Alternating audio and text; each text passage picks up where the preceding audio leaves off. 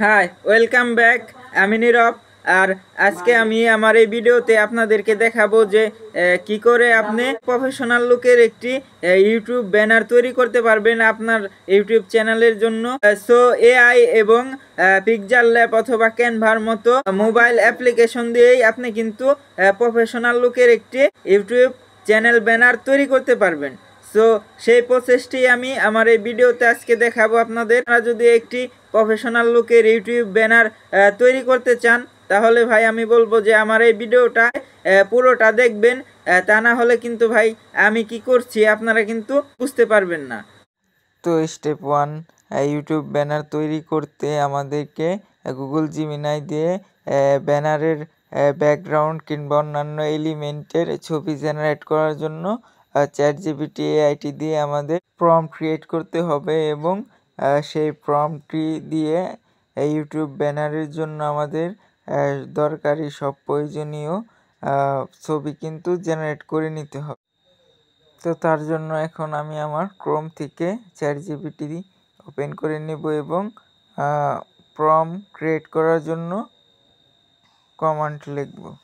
তো আমার অলরেডি একটি প্রম্পট ক্রিয়েট করার জন্য কমান্ড তৈরি করা আছে, সেইটি এখানে পেস্ট করে দিব। তো আমি বেসিক্যালি যেই কমান্ডটি দিয়েছিলাম সেই অনুসারে কিন্তু চ্যাটজিপিটি JS7 প্রম্পট লিখতে শুরু করেছে। আর JS7 প্রম্পট হচ্ছে জাভা স্ক্রিপ্টে, ঠিক আছে। জাভা স্ক্রিপ্টে কিন্তু প্রম্পটটা ক্রিয়েট করলে গুগল জিমিনি কিন্তু একদম বেসিকটা ধরে হুবহু যে আউটপুটটা আমার দরকার সেটি কিন্তু তারা আমাকে দেবে এবং আমি এই প্রম্পটটি দিয়ে কিন্তু সেই অনুসারেই ছবি জেনারেট করতে পারবো হুবহু। আমি যা চাইছি, যেমনটা চাইছি তেমনটাই কিন্তু আমি আসলে জেনারেট করতে পারবো ছবি গুগল জিমিনি দিয়ে। আর বেসিক্যালি এটি হচ্ছে JS7 প্রম্পটের সুবিধা। তো আমাদের এখানে একটু ওয়েট করে নিতে হবে যে পর্যন্ত চ্যাটজিপিটি পুরো প্রম্পটগুলোকে জেনারেট না করছে। জেনারেট করার পরেই কিন্তু আমরা সবগুলো প্রম্পটকে কপি করে নিয়ে নোটপ্যাড অথবা যে কোনো একটি জায়গায় সেভ করে রাখ। তো এই যে এখানে কপি কোড লেখা, এটিতে চাপ দিলে কিন্তু প্রম্পটটি কপি করা হয়ে যায়। স্টেপ 2 হবে। সো এরপরে আমরা নোটপ্যাডে সেভ করে নিব এবং এখন আমরা সরাসরি গুগল জিমিনি এআইটিতে চলে যাব। আপনাদের যদি গুগল জিমিনি ওপেন করা না থাকে তাহলে প্লে স্টোর থেকে ইনস্টল করে ওপেন করে নেবেন। সেখানে গিয়ে জিমিনি লিখলেই কিন্তু এই অ্যাপ্লিকেশনটি চলে আসবে। সো তারপরে সিম্পলি কিন্তু ইনস্টল করে নেবেন এবং ইন্টারফেসটি ওপেন করে সেই প্রম্পটটিকে কিন্তু এখানে পেস্ট করে দিবেন। তাহলেই কিন্তু গুগল জিমিনি কিন্তু আমাদের প্রম্পট থেকে ছবি ক্রিয়েট করা শুরু করে দেবে এবং এখানে আপনাকে কিছুক্ষণ ওয়েট করতে হবে। নেটের কারণে কিন্তু একটু স্লো হচ্ছে। তারা কিন্তু অলরেডি আমাকে ইউটিউব ব্যানার তৈরি করার জন্য একটি ব্যাকগ্রাউন্ড তৈরি করে দিয়েছে। সো একে একে এইভাবে আপনি প্রত্যেকটি প্রম্পট দিয়ে সবগুলো ছবি কিন্তু জেনারেট করে নেবে। যদি জেনারেট করা ছবিটি আপনার পছন্দ না হয়ে থাকে তাহলে কয়েকবার ট্রাই করবেন, দেন আপনার কাঙ্ক্ষিত ফলাফলটি কিন্তু আপনি পেয়ে যাবেন। আমার এই ছবিটি কিন্তু পছন্দ না, সো আমি অন্য একটি ছবি জেনারেট করব। তো এরপরে কিন্তু এই ছবিটি চাপ দিয়ে ধরলেই উপরে ডাউনলোড অপশনটা আসবে। সিম্পলি ডাউনলোড করে নিলে কিন্তু আপনার গ্যালারিতেও ছবিটি সেভ। তো স্টেপ 3তে আমরা ক্যাপকাটে চলে যাব এবং সেইখান থেকে আমাদের ব্যানারের জন্য যেই প্রোফাইল কিংবা ক্যারেক্টার ছবি কিংবা এলিমেন্ট টেক্সটগুলো জেনারেট করেছিলাম সেইগুলোকে কিন্তু ব্যাকগ্রাউন্ড রিমুভ করে নিব। তো আপনি যদি ক্যাপকাট দিয়ে কি করে যে কোনো ছবির ব্যাকগ্রাউন্ডকে রিমুভ করতে পারবে পিএনজি ফরম্যাটে কিংবা অন্য কোনো এক কালারে, তাহলে আমার এই চ্যানেলে সেই সম্পর্কিত একটি ভিডিও আপলোড করা আছে টিউটোরিয়াল। সেই টিউটোরিয়াল ভিডিও তো স্টেপ 4, বেসিক্যালি এটাই কিন্তু মূল কাজের ধাপ। তো স্টেপ 4-এ আমরা পিকচার ল্যাব অ্যাপ্লিকেশনটি ওপেন করে নেব। তোমাদের যদি পিকচার ল্যাব অ্যাপ্লিকেশনটি ইনস্টল করা না থাকে তাহলে প্লে স্টোরে গিয়ে পিকচার ল্যাব লিখলেই কিন্তু সেটি চলে আসবে। তারপরে তোমরা সেখান থেকে ইনস্টল করে নেবা। সো গাইস, ওপেন করে নেওয়ার পর তোমাদের সামনে এরকম একটি ইন্টারফেস কিন্তু শো করবে। সো এই যে নিউ টেক্সট, এটিকে কিন্তু এই যে উপরে যে ডিলিট অপশনটি দেখতে পাচ্ছ, সো উপরে ডিলিট অপশনে ক্লিক করে কিন্তু ডিলিট করে দিবা। সো তারপরে এই যে উপরে দেখতে পাচ্ছ যে 3 ডট মেনু, এটাতে চাপ দিবা এবং তারপরে এই যে নিচে ইমেজ সাইজ, এটাতে চাপ দিবা। তারপরে এই যে কাস্টম ইমেজ, এটাতে চাপ দিয়ে এই যে ইউটিউব চ্যানেল ব্যানার, এটাতে চাপ দিয়ে দিবা এবং তারপরে এই যে ওকে করে দিবা। সো এখন কিন্তু আমাদের ইউটিউব ব্যানারের যে অ্যাকসেপ্ট রেটিও, ফিল্টার বা টেমপ্লেট সাইজ, সেটি কিন্তু এখানে চলে এসেছে। আমরা এখানে কিন্তু এখন মূল কাজগুলোকে করব। সো আমরা গুগল জিমিনি দিয়ে যে ছবিগুলো কিংবা যেসব ব্যাকগ্রাউন্ড ফটো কিংবা ক্যারেক্টার ফটো, আইকন ফটো, যেগুলোকে আমরা পিএনজিতে পরিণত করেছিলাম ক্যাপকাট অ্যাপ্লিকেশনটি দিয়ে, সেই সকল কিছুই কিন্তু এখন আমাদের প্রয়োজন হবে। সো আমরা কিন্তু ব্যানার এডিটিং এর মূল কাজটি কিন্তু এই চতুর্থ স্টেপ অর্থাৎ চতুর্থ ধাপে কিন্তু আমরা সম্পন্ন করব। সো একটু ধৈর্য সহকারে এই সম্পূর্ণ ভিডিওটা দেখার অনুরোধ রইল, তাহলে কিন্তু তুমি একদম বেসিক ধরে থাম্বনেল কিংবা ব্যানার এডিটিং এর যাবতীয় কাজগুলো করতে পারবে। আর একটি কথা অবশ্যই কিন্তু তুমি প্র্যাকটিস করবে, তা না হলে কিন্তু ভালোভাবে কাজটা করতে পারবে না। একটা কথা আছে না ভাই, প্র্যাকটিস মেক পারফেক্ট। তাহলে আমরা বেশি কথা না বাড়িয়ে কাজটি করি। সো তাই আইকনটি দেখতে পাচ্ছ, এটাতে ক্লিক করবা আর তারপরে এই যে কালার অপশনে ক্লিক দিবা। সো কালারে চলে যাবা, তারপরে যে উপরে যে কালার, এটাকে সিলেক্ট করবা এবং এখান থেকে আমরা একটি ভালো সুন্দর একটি কালার নিয়ে নিব। তো রেড কালারটি নিয়ে নিলাম। এক কালারের ব্যাকগ্রাউন্ডটি না নিলে কিন্তু আমরা সঠিকভাবে কাজটি করতে পারবো না, তার কারণ মোবাইল দিয়ে কিন্তু এইসব এডিটিংয়ের কাজ করা একটু ঝামেলা। তার কারণ একদম ভাই নিখুঁতভাবে কিন্তু কাজগুলো সম্পন্ন করতে হয়, তা না হলে কিন্তু ব্যানারটি সঠিকভাবে এডিট হবে না এবং সঠিকভাবে কিন্তু তোমার ইউটিউব ব্যানারের জায়গায় কিন্তু সেট হবে না। সো তার জন্য আমরা এখন এই যে প্লাস আইকনটিতে চাপ দিব। এরপরে আমরা একটি ট্রান্সপারেন্ট ব্যাকগ্রাউন্ড নিয়ে আসবো, সেটি আমি কিন্তু গুগল থেকে জেনারেট করেছিলাম। তোমরাও কিন্তু গুগল থেকে সার্চ করে সেই ট্রান্সপারেন্ট ইউটিউব ব্যানার তৈরির ট্রান্সপারেন্ট ব্যাকগ্রাউন্ডটিকে কিন্তু ডাউনলোড করে নেবা। তো বসে যে এটি হচ্ছে মূলত যে ব্যানার ক্রিয়েটিং কিংবা ব্যানার এডিটিং করার টেমপ্লেট, ঠিক আছে, ট্রান্সপারেন্ট টেমপ্লেট। এটি কিন্তু আমি গুগল থেকে ডাউনলোড করে তারপর কিন্তু এই যে মাঝখানে এইটুকু কিন্তু ক্যাপকাট দিয়ে ট্রান্সপারেন্ট ব্যাকগ্রাউন্ডে রিমুভ করেছি এবং এইটা না থাকলে কিন্তু ভাই তুমি ল্যান্ডস্কেপ যে সাইজ অ্যাকসেপ্ট রেটিও, সেটিতে কিন্তু তুমি এই যে মাঝখানের এই অংশটুকু দেখতে পাচ্ছ ট্রান্সপারেন্ট, এইখানেই কিন্তু আমরা মূল কাজটুকু করব। এই যে কালা একটি দাগ দেখা যাচ্ছে এইটুকুর ভিতরে।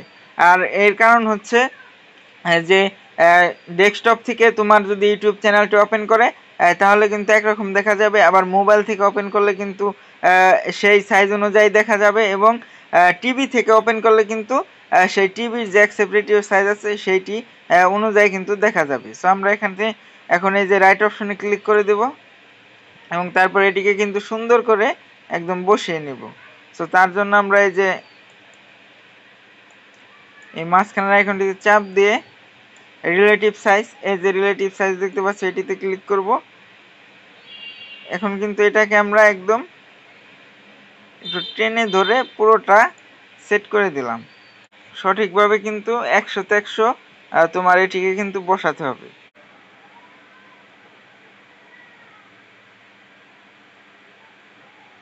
সো ওকে, এখন কিন্তু আমরা এটিকে একদম পারফেক্টভাবে বসিয়ে নিয়েছি। সো তারপরে এই যে রাইট অপশনে ক্লিক করে দিতে হবে। এখন কিন্তু এটি আমার একদম নিখুঁতভাবে বসে গেছে। আর এই ট্রান্সপারেন্ট ব্যাকগ্রাউন্ডটিকে যদি তুমি সঠিকভাবে বসাতে না পারো তাহলে কিন্তু ভাই একটু নড়াচড়া হয়ে গেলে কিন্তু তোমার পুরো কাজটাই বানচাল হয়ে যাবে এবং প্রথম থেকে আবার এডিট করতে হবে। সো এরপরে এই যে লেয়ার অপশনটি দেখতে পাচ্ছ, এই লেয়ারে চাপ দিবা, তারপরে এটিকে লক করে নিবা। সো এখন আমরা এই যে আবার প্লাস আইকনে চাপ দিব, তারপরে এই যে ফ্রম গ্যালারিতে চাপ দিয়ে গ্যালারি থেকে আমরা যে ব্যাকগ্রাউন্ডগুলো জেনারেট করেছিলাম সেগুলোকে এখন নিয়ে আসবো 16:9 এই ল্যান্ডস্কেপ সাইজে কিন্তু কনভার্ট করে নেব। সো কনভার্ট করা হয়ে গেছে। আমরা এটিকে এইভাবে একদম এই যে কর্নারে নিয়ে গিয়ে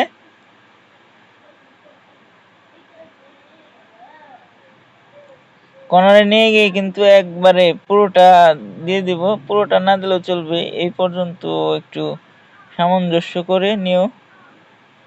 তো তারপরে যে লেয়ারে চাপ দিবা, তারপরে এই যে পেন্সিল আইকন দেখতে পাচ্ছ এটাতে চাপ দিবা, তারপরে এই যে একদম পিছনে চলে যাবে এই অপশনটিতে চাপ দিলেই দেখো এটি কিন্তু একদম সুন্দরভাবে বসে গিয়েছে।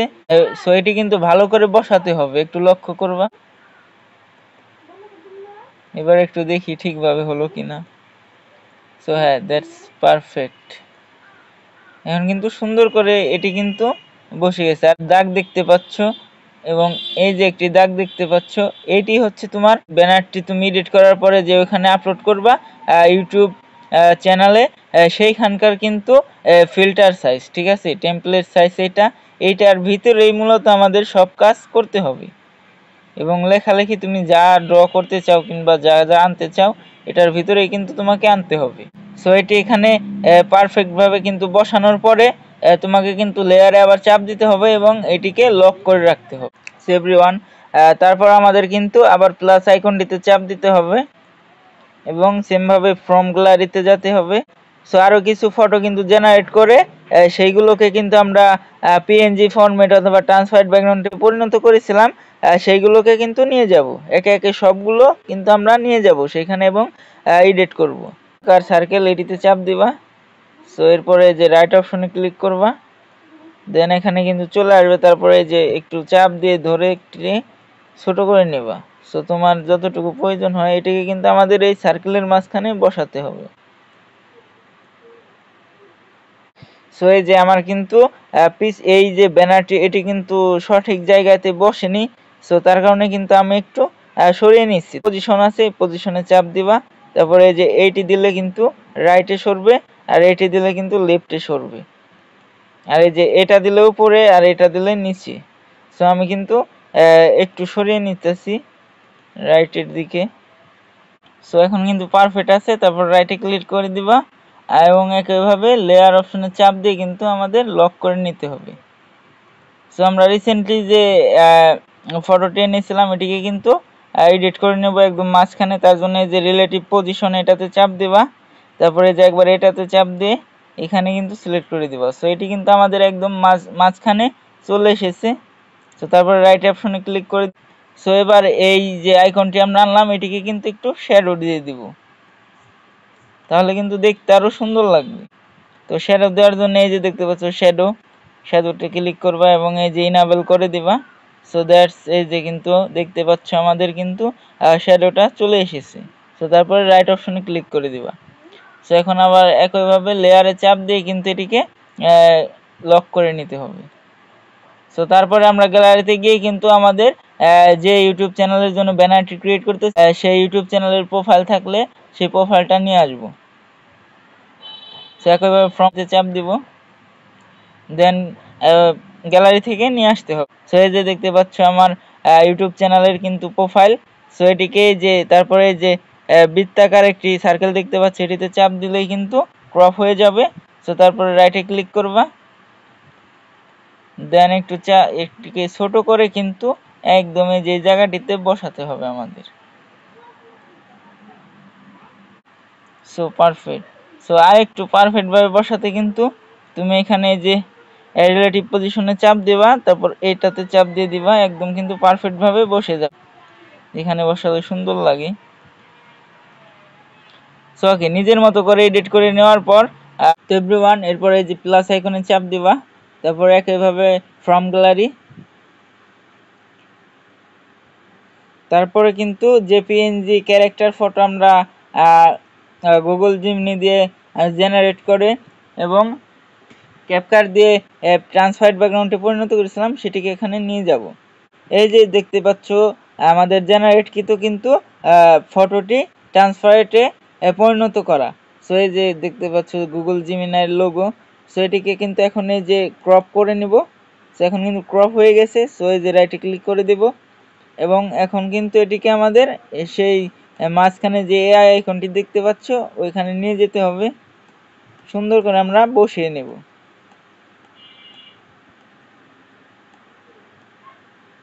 তো ভুল হয়ে গেলে কিন্তু তুমি যে এই বাটনটিতে চাপ দিয়ে কিন্তু সংশোধন করে নিতে পারো।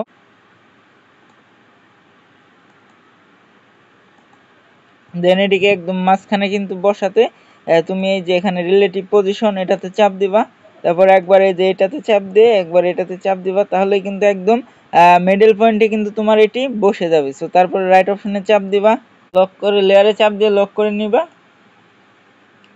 সো এখন কিন্তু আমাদের আরও কিছু আইকন আনতে হবে। সো এটাকে একটু আমি 3D লুক দিই, দিয়ে দিই, সো এনাবেল করে দিই। দ্যাটস ওকে, কিন্তু এখন কিন্তু অনেক সুন্দর লাগছে। সো রাইট করে দিলাম। সো এবার লক করে নিতে হবে, লেয়ারে চাপ দিয়ে আমরা সিম্পল এটাকে লক করে নেব। তো এখন আমরা যে টেক্সটগুলোকে জেনারেট করেছিলাম এবং ট্রান্সফারেড ব্যাকগ্রাউন্ডে পরিণত করেছিলাম সেটিকে নিয়ে আসবো। সো এই যে কিন্তু আমরা নিয়ে এসেছি টেক্সটগুলোকে। সো এবার কিন্তু একটু সুন্দর করে বসিয়ে নিতে হবে। সো নিজের মতো করে কিন্তু এটিকে বসিয়ে নিবা।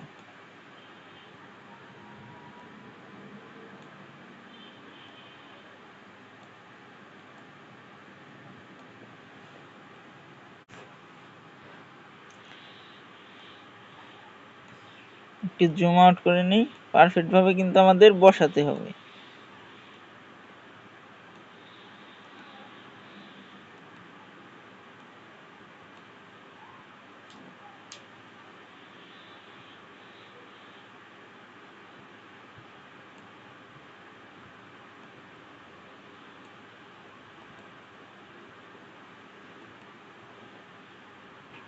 সো এবার কিন্তু আমরা পারফেক্টভাবে বসিয়ে নিলাম। সো এরপরে কিন্তু আমরা এটিকে একটু শ্যাডো দিয়ে দিব যাতে একটু সুন্দর লাগে দেখতে। সো তার জন্য আবার শ্যাডোতে চলে যাব। দেন এই যে ইনাবেল করে দিব শ্যাডো। সো এখন দেখতে পাচ্ছ আগের থেকে কিন্তু অনেক সুন্দর লাগছে। এবার আরেকটি টেক্সটকে কিন্তু নিয়ে আসবো। সো তার জন্য আবারও প্লাস এখানে চাপ দিয়ে গ্যালারি থেকে নিয়ে আসবো। কিন্তু ইউটিউব চ্যানেলের যে নামটি সেটি কিন্তু চলে এসেছে। সো তোমার ইউটিউব চ্যানেলের নাম যা বা যে চ্যানেলের সম্পর্কে তুমি ব্যানারটি তৈরি করতে চাও, চ্যাট জিপিটি দিয়ে ক্রিয়েট করেছিলাম সেই প্রম্পটগুলোকে আমি আমার ভিডিওর ডিসক্রিপশনে দিয়ে দেবো। তোমরা কিন্তু চাইলে সেখান থেকে নিয়ে কপি করে নিয়ে মডিফাই করে নিজের চ্যানেলের জন্য বা নিজের জন্য কিন্তু ব্যবহার করতে পারো। অথবা তোমরা আমার চ্যানেলে একটি ভিডিও দেওয়া আছে যে কীভাবে তুমি প্রফেশনালভাবে প্রম্পট ক্রিয়েট করতে পারো, সেই ভিডিওটি দেখে নিবা। সো তাহলে কিন্তু তুমি যে কোনো ধরনের প্রম্পট ইমেজ জেনারেট করার জন্য ক্রিয়েট করতে পারো। সো দেন এটিকে কিন্তু আমরা একটু শ্যাডো দিয়ে দিব।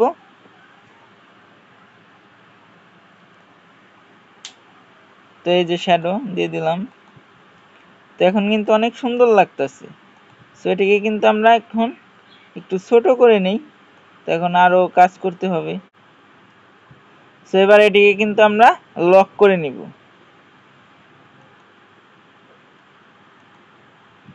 দেন এবার আমরা আবার প্লাস আইকনটিতে চাপ দেব এবং ইউটিউবের যে লোগো সেই লোগো কিন্তু আমি গুগল থেকে জেনারেট করেছিলাম। তোমরা চাইলে কিন্তু গুগল থেকে সরাসরি জেনারেট করে নিতে পারবা। তারপরে কিন্তু ক্যাপকাট দিয়ে ট্রান্সপারেন্ট ব্যাকগ্রাউন্ডে পরিণত করতে পারবা। সো আমি সেইগুলো গ্যালারি থেকে এখন নিয়ে যাব, তাহলে কিন্তু আমাদের ইউটিউব ব্যানারটিকে একদম প্রফেশনাল লাগবে। সো এরপর আমরা সাবস্ক্রাইব বাটন পিএনজি ফটোটিকে নিয়ে আসবো। সো তোমরা কিন্তু চাইলে গুগল থেকে সেই ফটোটাকে জেনারেট করে ক্যাপকাট দিয়ে কিন্তু ট্রান্সপারেন্ট ব্যাকগ্রাউন্ডে পরিণত করতে পারো। সো এরপর রাইটে ক্লিক করে দেবো আগের মতোই। সো এখন কিন্তু এটিকে ছোট করে নিয়ে আমাদের সঠিক স্থানে বসাতে হবে।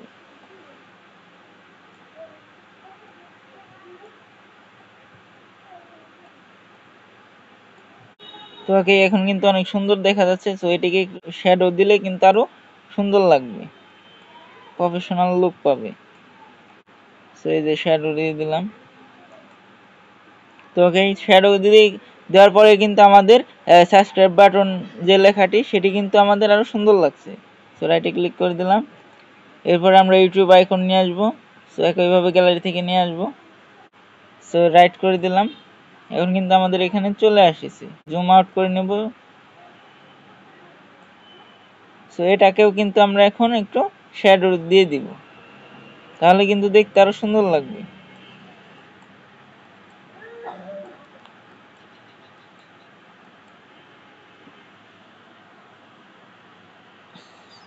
সো ইনেবল করে দিলাম শ্যাডো। সো এবার রাইট করে দিই। দেন এখন উপরে লেয়ারে গিয়ে কিন্তু এই দুইটাকে লক করে নিব।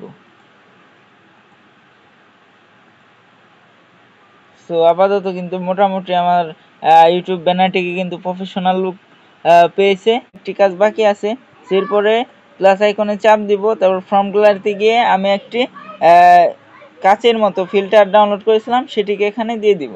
সো আমরা এখন এই যে এই উপরের যে ফিল্টারটি দেখতে পাচ্ছ, এটি কিন্তু এখন দিয়ে দিব।